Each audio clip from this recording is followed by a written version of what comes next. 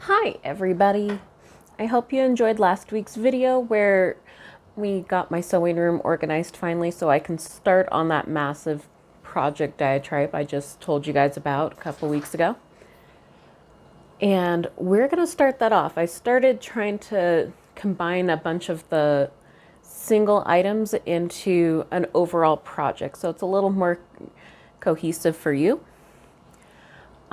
When it comes to 16th century fashions, because I've done so many of them already, a lot of the looks I'm just mixing and matching new accessories or new elements of things.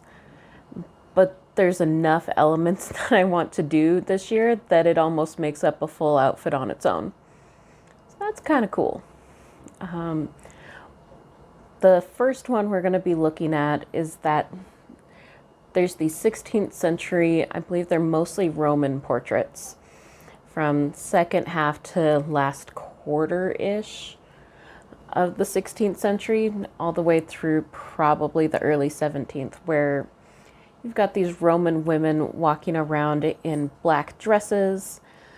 Black was fashionable at that point in time anyway, but the really interesting thing about this, it was a research rabbit hole I kind of fell down and I just keep coming back to.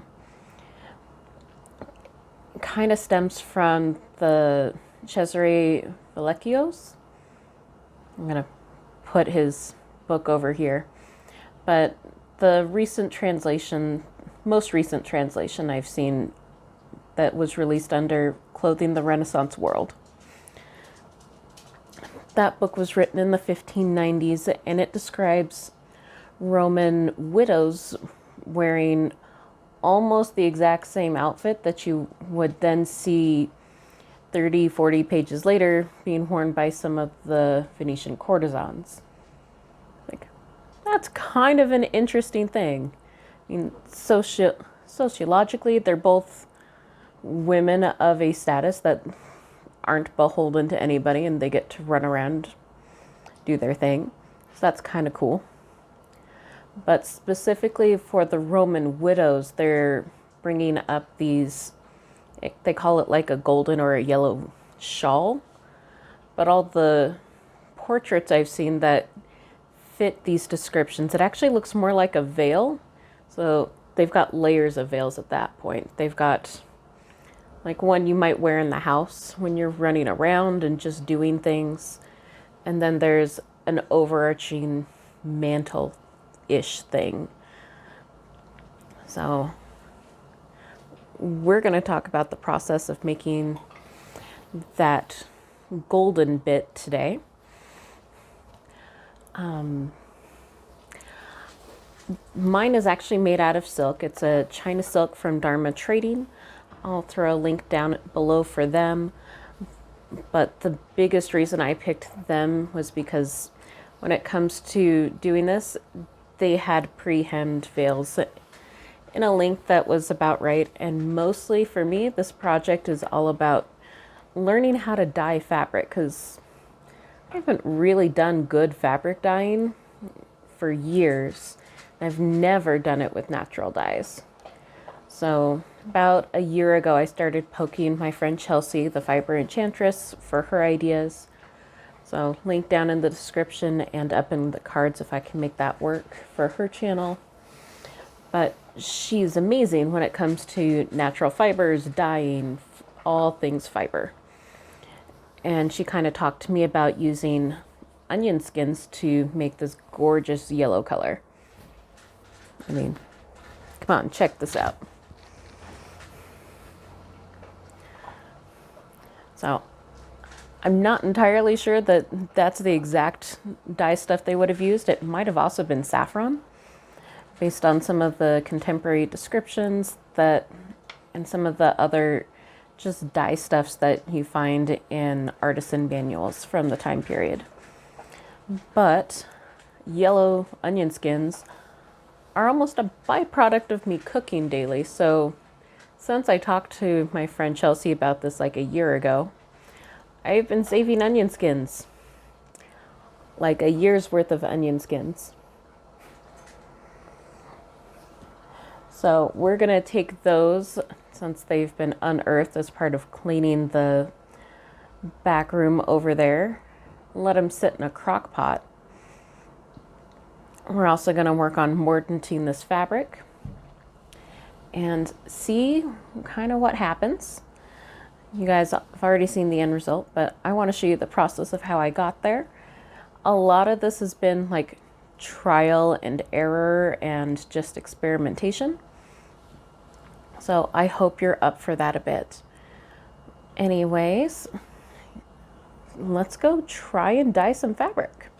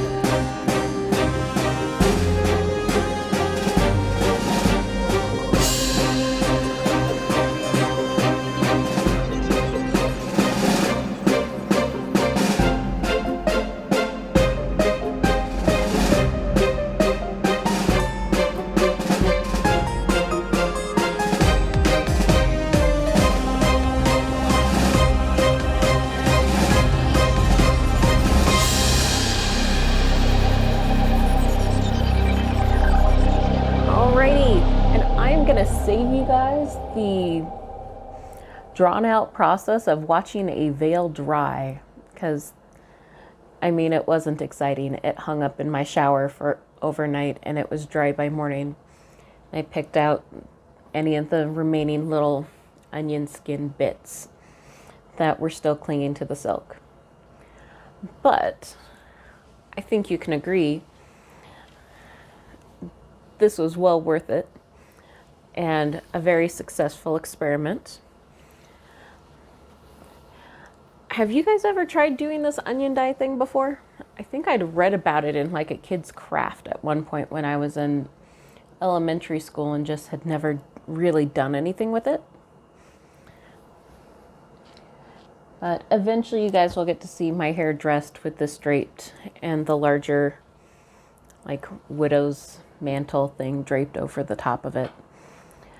But thank you for sticking around, watching our videos. Zoe and I have been having lots of fun running around this winter. And I can't wait to see you in the next video. If you're enjoying this content or you want to see more of this series, go ahead and click that like button, subscribe, so you get more notifications on when things happen. And I promise you, I am not trying to dye the fabric I'm using for the Satana dress, because I've tried to dye black fabric even using commercial stuff before, and the quantity I would need, it's just going to be a giant mess. So we're going to use store-bought. But this was a fun little project. Anyway, you guys have a great night. I'll chat with you later. Sound check video with the new microphone. Let's give it a go. 1, 2, 3, 4, 5, 6. Zoe is a silly dog. Don't we love Zoe dogs? Okay, I think that's enough to figure out if this microphone works.